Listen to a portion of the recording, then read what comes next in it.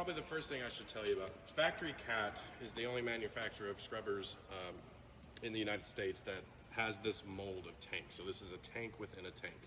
So the biggest reason that that is something of significance is every other manufacturer will mount all of their, like the brush deck, your squeegees, like so many of these will be mounted directly to the tank, to the plastic. Whereas Factory Cat, everything is mounted straight to the steel frame. So big difference there as far as longevity goes. So the clear lid is manufactured this way on purpose to give your operators clear vision into the recovery tank so they can see what's going on in here as they're cleaning. So your dirty water will end up in this, and your clean water is inside of the tank surrounding it. Okay. So, and this has a 13-gallon clean water solution tank and a 15-gallon, or is it 15 or 16-gallon dirty for your reservoir, for your dirty water. This right here is a drain saver. So as you're moving along and you're picking up wood chips, nuts, bolts, whatever may be on the floor, it's all going to end up in this hopper. However, if something gets past the hopper, it will get sucked into the drain saver. So this helps, and it's literally what it says, drain saver. So when you're emptying out your dirty water, if this wasn't here and some stuff didn't get caught in the hopper, you would end up getting it through the hose and out into whatever drain you're draining into. Right. And Okay, good. that's what that is. It's very easy. Pull the hose out, take this out, dump it out, rinse it out. Done. Filter, or the baffle here, the metal sheet here in the middle. It's called a baffle. Its sole purpose is to help keep soaps, the bubbles, from getting into your vac filter. Okay. So that's what that's for. You can easily replace the filter or clean it out. You just undo the cap here, pull that white filter out, rinse it off, put it back in. Eventually it'll turn black and you won't be able to keep reusing it at that point. You just have to replace it. But I think a pack of like 5 of them is like $20. It's not expensive. So. Okay. So essentially what happens is you're going to have 3 fill points on the unit to fill with your water and your detergent. So you have the main one here is what most people use. It's inset on purpose, so if you are mixing your detergents into like a 5-gallon bucket and then pouring it in, it's inset for that reason. Most people don't do that, but so you'll put your water directly into here, your detergent directly into here. If you don't have access to a hose for any reason, they do give you this, so you can hook it up to a sink if you have to do that. As you can see, there's soap in there.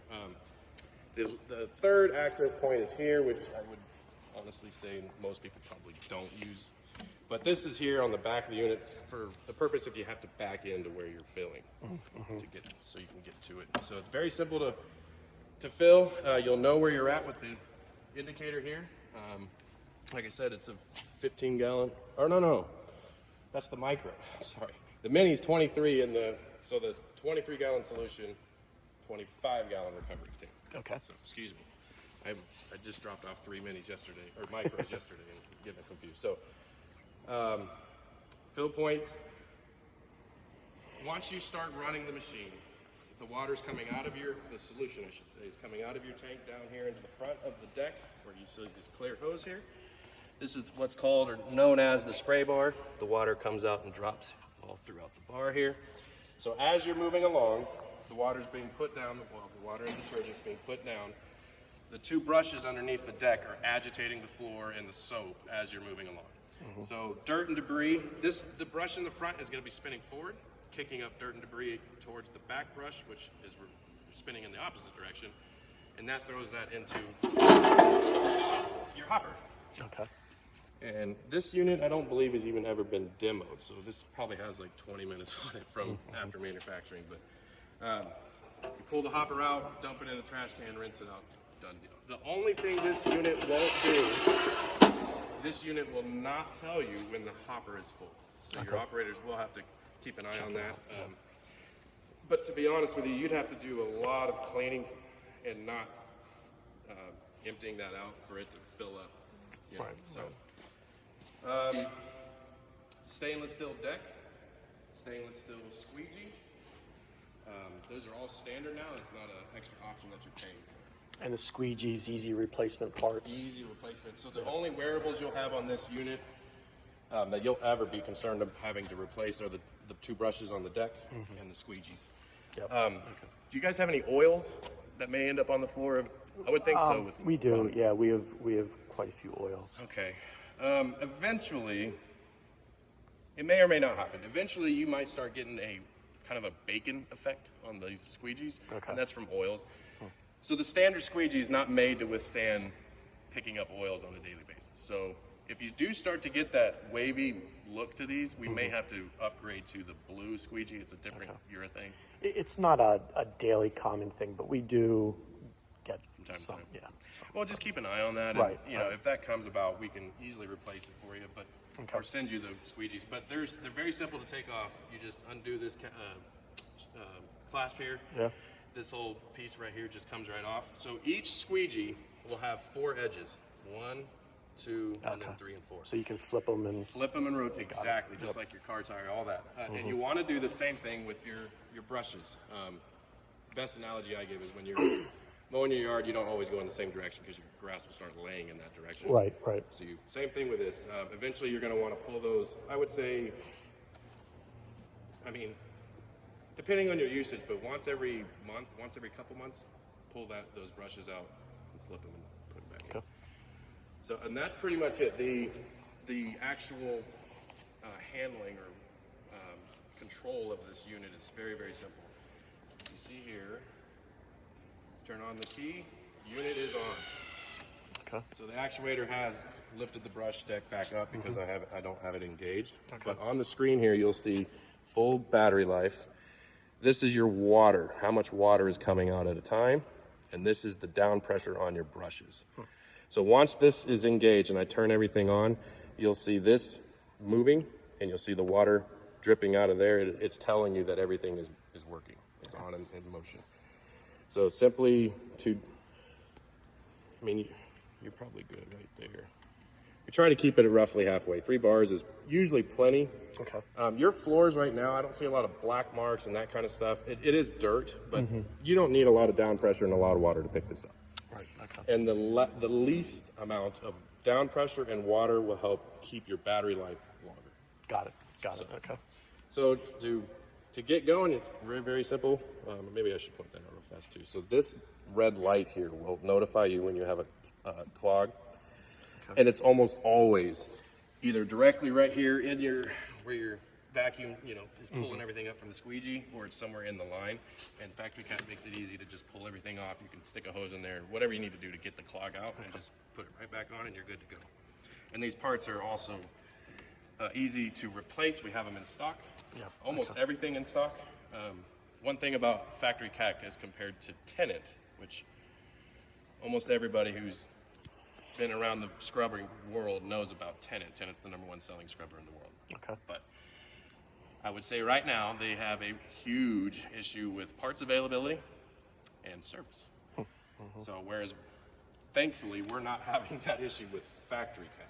Yeah. So this is also made in the United States in Racine, Wisconsin. Okay. So And then battery maintenance. Do you have to do anything as far as battery maintenance, yes, or that's I'm glad not? you asked. So you will have to water the batteries. Okay. Yep. Like a regular forklift. Exactly. And they will come with or without a watering system. This particular one does not have the watering system on it, but it can easily be installed. I may pour out some water. So if you don't want the watering system installed, it's still very easy to check your water level. It might not be easy to see with your camera, but there's like a honeycomb looking thing inside of there. And as long as that water is just sitting right above that, you're good to go. So if you don't have the watering system installed on here, you want to check your water. I mean, it does depend on your usage, but check your batteries once every couple weeks. And if they need to have a little, we do. So in the forklift world, which I came from, with those large industrial batteries, distilled water was not a necessity, but with these, they really recommend it. So I try to tell everybody, if you want the watering system installed, it'll essentially be a series of tubes that connects each battery cell to one another, and then the tube comes out. You have another tube that connects to it. At the end of that tube, you'll put that into a bottle of distilled water and then squeeze the bulb, the pump, once you can't squeeze that anymore, it has filled every cell. Okay. So it prevents you from overfilling Right, or right. underfilling for that matter. Okay. So very simple. They do this on purpose. We're Factory Cap's also the only one that gives you a protected case to protect your batteries from battery acid or things like that coming out. So Okay. I think that should cover it. I mean, these are obviously your big old brush motors. Yep. They're oversized on purpose. Every Factory Cap model has oversized brush motors. Everything comes with your manual, daily checklist as well Okay. to help you guys out so they can remember how to take care of it. All that is found right here. If you ever lose the manual, it's no big deal. You just take your phone out, take a picture of the QR code, and that will take you to the website so you can see everything. Parts, any kind of information you're looking for can be found right there. Okay. Good. You can even download the parts manual again if you lose that one, which most people do. Yeah. Good. So that's roughly it in a nutshell. I didn't want to spend too much time. Do you have any questions at all? No, I think that's pretty good. Yeah, definitely. Want to get her started? So after you put the brush deck down, as of right now, I'm leaving the squeegee up. Okay. Because right now I'm just going to do what's called a double pass. Essentially, all I'm doing is laying water down, getting the brush deck going so those brushes are moving and picking up dirt. Eventually, I'll come back over the same spots, put the squeegee down, which you hear the vacuum kick on, and then start picking everything up. If you're ever cleaning, you're moving along, and for whatever reason you need to move backwards, always got to pick this squeegee back up off the floor before you go in reverse because you can damage the squeegee assembly. Okay. And that's just an expense that you just don't need. Right. Definitely. Otherwise, it's pretty simple. So brush deck is down. These two buttons right here, they're located on either handle. You don't need to have both engaged to move this forward. It's one or the other, whatever's comfortable for you. And then this toggle on the left side here, to hold it, you have to press it back towards you, and that will put the unit in reverse. Which the squeegee's down, so, or up. Yeah, so it's cleaning in reverse, which is also a good way to go about it. So Yeah. we'll start just with that for now. Usually takes a couple seconds for that water to start really coming out.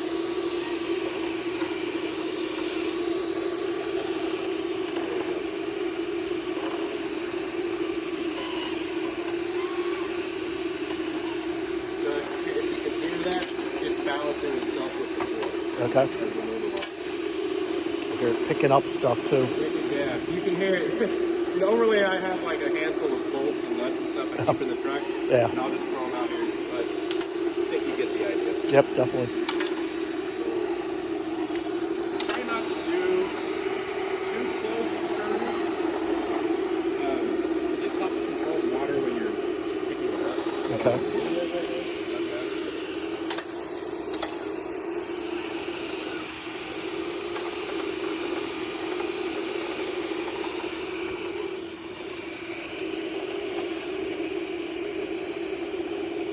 What people really love most about Factory Caps is how surprised, I guess, for lack of a better word, how surprised they are with how well it sucks everything back up. A lot of customers hate that rather still leave it really wet and slippery. Okay. I have a dairy customer in Grant City who's a big tenant customer. That was their number one complaint. They would have they have a cold storage facility. They would have their guys on forklifts running around in there all day long. Oh. But when you clean those floors, those forklifts are sliding literally Absolutely. everywhere. Yep. Not anymore. Huh. That's interesting. Yeah. That's pretty cool.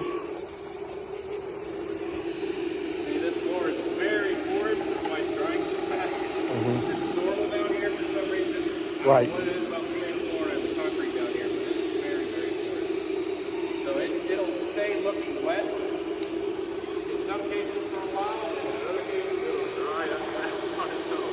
Right. But you can see the dirt. Oh yeah. Absolutely.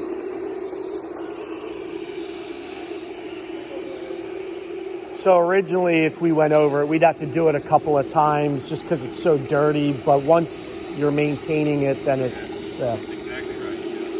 You'll get it to the point where you're literally just maintaining like the current, what am I trying to say? You have it, you get it to the point where you have the cleanliness that you want, and Yeah. you maintain it. So I guess I can go ahead and start picking some of it up. I'll do that, just squeeze down. okay.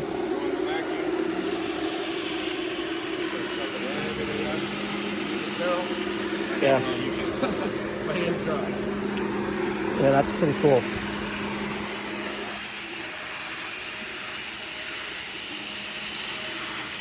Also, when a customer purchases any scrubber, it doesn't have to be that any of the brands or models that we sell, on the day of delivery, we try to schedule it with the customer where he or she can have the toys that they're accustomed to using there, free training on it. Okay. All right. Make sure everybody's on the same page. Right.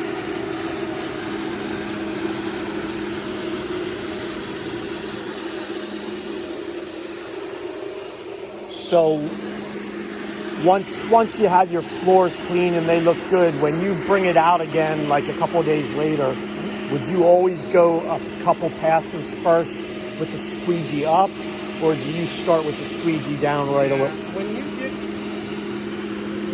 to the point where, so what I'm going to do is lift the deck up so it's no longer scrubbing or putting down water, Okay. and keep that down or squeegee down. Pick up there. Just to get it. Yep. That's good.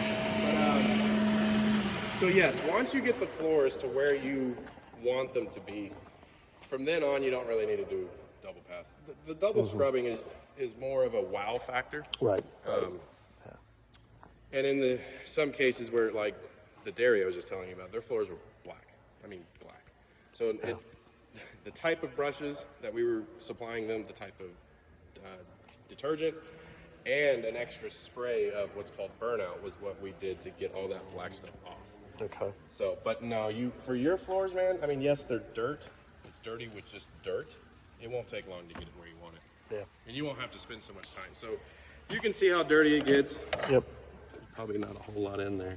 There's probably a lot more in that hopper down there, though. Just some of those cement chips in between the cracks. You're gonna pick stuff up, and these actually, this has the standard brushes on it. So it's a nylon brush, so kind of compare it to your toothbrush as far as how soft it is.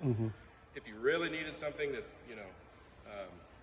gonna agitate more, we have plenty more options to choose from. So this is bare concrete, but like in that clean room, possibly in some of the areas, we're going to put like an epoxy floor down, and that's can you just wouldn't go want to right. stay with the nylon brushes then. Yep. The only time you might want to upgrade to a stronger grit of a brush is for Stuff out here. like pre-cleaning that before you put the epoxy down. It wouldn't hurt to have a stronger brush, or just adjust your brush pressure. Okay. Really, it's just like anything else. It's most of the time it's not more is better. You know what I mean? So not more water, not more detergent, not more brush pressure. You want to go with less to get the results. Okay. So it takes a little bit of experimenting, but to be honest, I think with your floors, I know they look dirty now, but it won't take long to clean them. I don't think you need to change brushes. You really don't. I mean, you can tell you really don't even need to go any harder with the brush pressure. It's getting the results. Yep. Definitely. So, what are you're planning on putting an epoxy down on here too, or No, you're gonna leave it? the clean room will have an epoxy floor in. Those are some like cleaning rooms with sink basins and stuff. They're going to have epoxy floor, and then there'll be some epoxy floor behind that wall as well. Then I would recommend staying with the nylon brushes, so that way you don't have to exchange brushes between. If you're moving from this room to the next room, you don't have to take the brushes out. Which it's not hard to do. It's very simple actually. You just hit your button here, this lid will come off. Okay. I'll just show you real fast. And sometimes I make it look harder than it really is.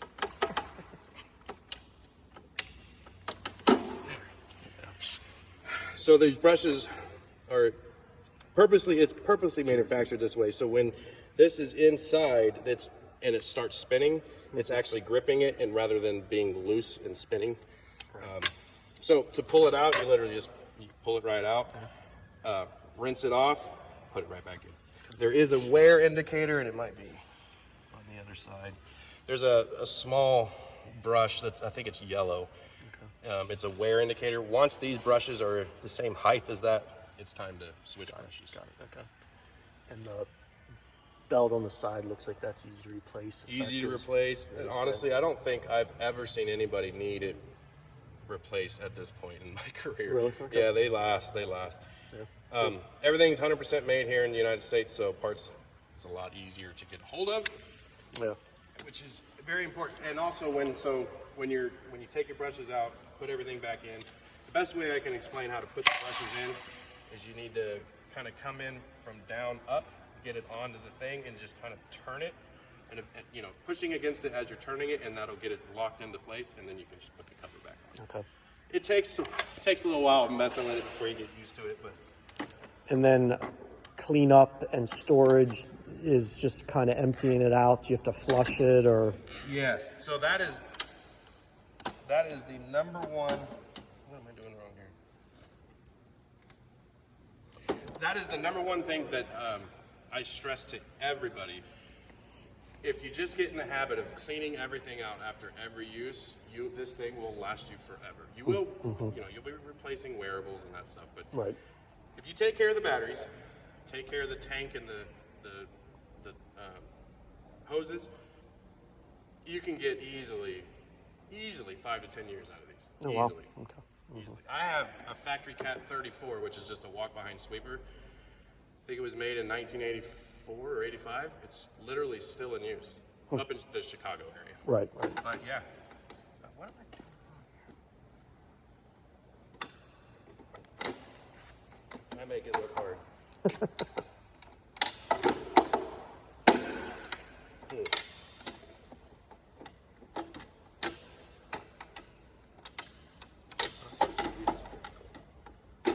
Hope you have all this on camera too.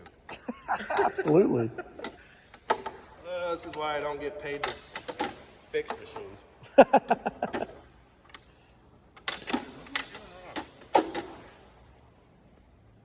This is out like it's supposed to be. I know what I'm going to do. I'm just going to start it over.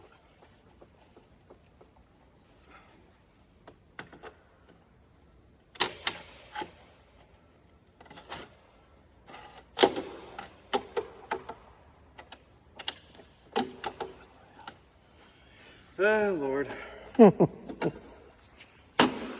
That's closer. Yeah. I had the Factory Cat East Coast representative here with me a couple days ago. He was there. There we go. Whatever. He was showing me how to do that, and he was like, dude, sometimes you just got to hit it. I was like, no, man. Right. Just hit it. Yeah. That's pretty much it in a nutshell. That's